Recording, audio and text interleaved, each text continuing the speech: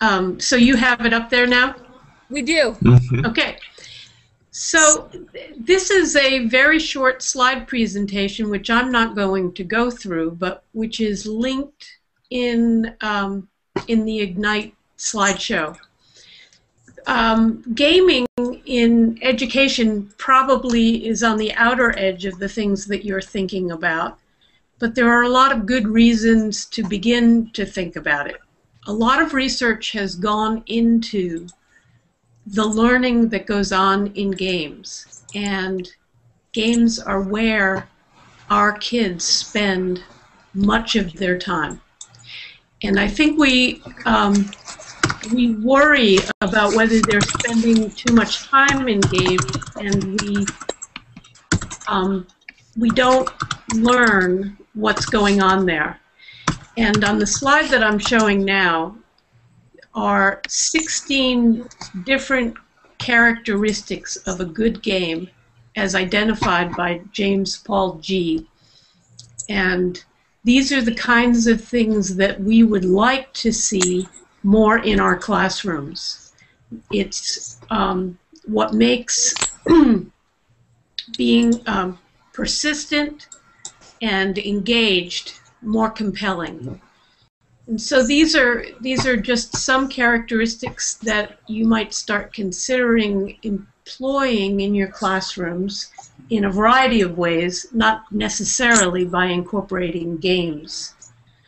But some of the reasons why we think that games are good for kids and are actually learning experiences, that good games actually reward lots of reading and writing.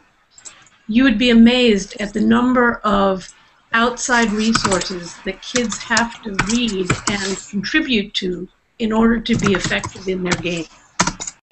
Good games, and not all games are created equally, but good games promote creativity and problem solving, persistence and focus. We often think that kids are twitchy with technology these days and don't know how to be focused. All you need to do is watch a kid playing a game and you can see some intense focus.